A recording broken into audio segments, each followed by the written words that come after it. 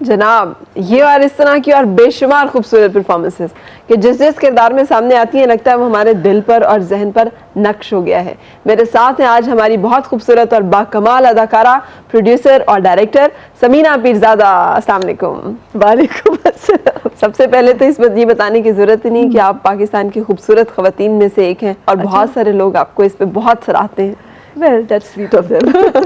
कैसा लगता है ये बात कि आप खूबसूरत हैं और फिर ये कि आप काबिल हैं, दोनों में से किस बात पे ज्यादा? I think इंसान की जो शक्ल है उसमें अपना नहीं कोई कमाल होता। वो तो आई थिंक नेचर, अल्लाह और आपके पेरेंट्स है ना, आप वो जो अच्छी जीन्स अगर आपको मिल जाए और आप खुशकिस्मत हो। आई थिंक जो आप बनाते हैं ना, जो मेहनत आप करते हैं अपनी ज़ात के ऊपर, जो अपने काम में, जैसे जब प्रोग्राम शुरू किया था आपने तो ये कहा था कि आप अपने जॉब को बेहतरीन करें मगर अपनी कंपनी से ज़्यादा दिल ना लगाएं क्योंकि वो सब दिल तोड़ देते हैं। हाँ, मकसद ये है कि आप अपने ऊपर जितनी मेहनत करें, अपने काम को लगन से करें, आप उसमें मंझ जाएं। सही। एंड आई थिंक फिर वो चेहरे भी अच्छे लगने लगते हैं ज़्यादा। अच्छा, यही मैं देखिए समीना, आप बहुत लोग खूबसूरत होते हैं, एक एक चीज़ आप उनकी देखें लगता है आपको बड़े खूबसूरत, लेकिन अच्छे नहीं लगते। कुछ लोग होते हैं उनके साथ अल्लाह ताला ने कोई ऐसी बात रखी होती है, वो जिस रूप में, जिस रंग में, जिस अंदाज में, जिस तरह से हमारे सामने आते हैं दिल तक पहुंचते हैं। ये क्या बात होती है? क्या इसमें कोई सारी चीज़ें ब्लेसिंग्स हैं या कुछ इंसान का भी कुछ सच्चाई विद इन, जो आपके अंदर एक सच्चाई है। सही। और जो आप आई थिंक अपने साथ इन टच रहते हैं। हम अभी बात कर रहे थे एमी से, कितनी अच्छी उर्दू बोलती हैं, और हम जो हमारी मादरी जबान है ना, हम कितना सहारा लेते रहते हैं अंग्रेजी का ना। मैं भी अनकंफर्टेबल हो गई क्योंकि अजीब सी बात है, हमारे अंदर बहुत अंग्रेजी रच बस गई है और हम जल्दी से अंग्रेजी के लफ्ज़ों को उर्दू के अंदर डालकर निकल जाते हैं, काम चलाना चाहते हैं। लेकिन आई थिंक जिंदगी में बेहतरीन वही है जो आपने मेहनत की है, और वो जो लोग सच्चे अंदर से सच्चे होते हैं वो आपके दिल को भी छू जाते हैं, क्योंकि वो अपने काम में भी होते हैं उतने सच्चे और लगन से काम करते हैं। बातचीत में भी उनका सच होता है, उनके रहने सहने में सच होता है। तो जितना आप करीब रहे ना अपनी ज़ात से या नेचर से, जो इंसान की नेचर बेसिकली इंसान देने वाला है, शेयर करने वाला है, एक दूसरे के साथ मिल के रहने वाला है। ये जो अब दुनिया में हो गया है ना, बल्कि मैं अभी बात कर रही थी जब मैं नाश्ता कर रही थी होटल में, तो मुझे पुराने कज़न मिल गए।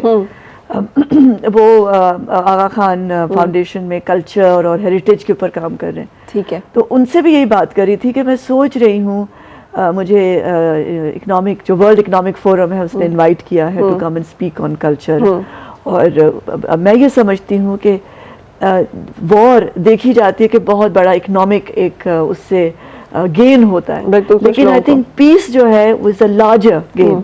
इस बहुत बड़ा जो फायदा अगर दुनिया को पहुंच सकता है वो पीस से पहुंच सकता है। और हम इतने, जैसे ना इंसान खसारे में, कुरान में मुझे अब समझ आ रहा है क्यों लिखा है कि इंसान लंबी बात नहीं सोचता, दूर तक का फायदा नहीं देखता, बहुत शॉर्ट टर्म फायदा देखता है अपना। तो वॉर शॉर्ट टर्म फायदा है और अमन जो है वो दूर तक, देर तक, और बहुत हमेशा हमेशा के लिए, नस्लों के लिए फायदा है।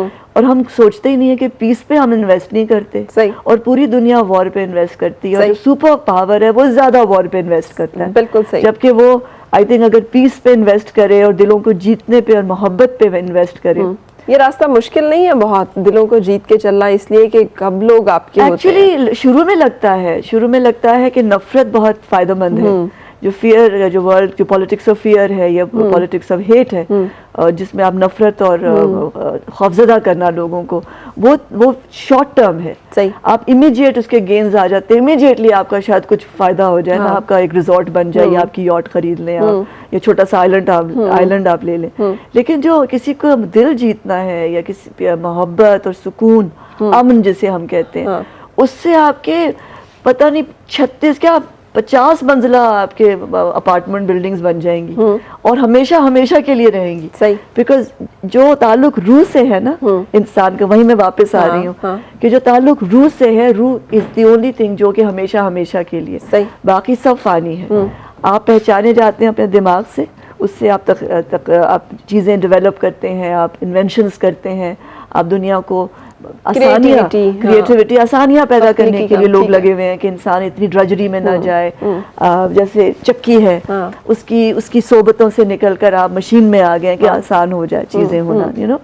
तो सारी साइंस इंसान की आसानी के लिए है, उसको ज़िंदगी देने के लिए है कि आप जरासीम के हाथों मारे ना जाए, हाँ। आप मेडिसिन मिल जाए, सही। वगैरह वगैरह, it goes on, you know. सही। लेकिन इस प्रोसेस के अंदर हम भूल जाते हैं कि दिमाग क्रिएटिव है, इन्वेंशन के लिए बनाया है, बॉडी ने फना हो जाना है, और रूह जो है वो हमेशा हमेशा के लिए। सही। और मोहब्बत का ताल्लुक ही रूह से है। सही। तो अगर रूह से बातचीत की जाए ना सही। इंसानों की, और मोहब्बत से पूरी दुनिया को मोहब्बत का तस्वीर लफ्ज़ किया जाए। जैसे ही हम छेड़ते हैं तो बहुत सारे लोगों में सिवाय जिस्म के और कुछ आता ही नहीं है। आप ये वाहिद खातून है, चूंकि आप खातून है तो मैं भी आप ये कह रही हैं कि मोहब्बत का ताल्लुक रूह से है।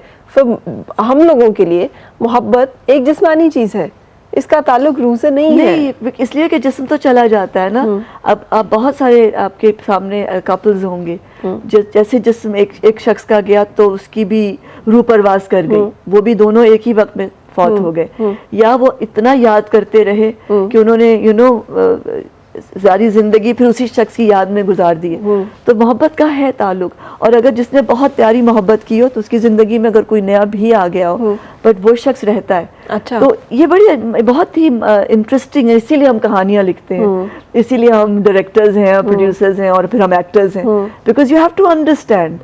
और अगर आप सच भी मोहब्बत है, क्योंकि जो अगर आप सच्चा सुर लगाते हैं तो जाके रूह को जाके वो छूता है, हाँ। है ना, जिसके कहते हैं ना दिल को जाके छुए, रूह को मेरी छू गया और मेरी रूह एलिवेट हो गई। आपको फीलिंग होती है, आप मोज़ार्ट को सुने या किसी भी सच्चे शुद्ध सुर लगाने वाले को सुने ना, तो आपकी रूह एलिवेट हो जाती है। बड़े गुलाम अली खान को आपको सुने, आपको लगता है आप थोड़ा सा उठ के आप ना कुछ एलिवेट से हो गए ना, कुछ इस तरह के, जैसे वो योगा करी थी ना एमी। योगा का भी कॉन्सेप्ट ये है कि आपका जिस्म हल्का हो जाए, और जिस्म तो हल्का नहीं हो सकता, वो तो मैस है। बेसिकली आपकी रूह जो है वो हल्की हो जाती है। सही। जो बोझ आपने उसके ऊपर डाला होता है ना, मनो सोचों का अंबार आपने डाला कि ये क्यों नहीं है तो वो क्यों नहीं है। आप सोचती हैं इस तरह से?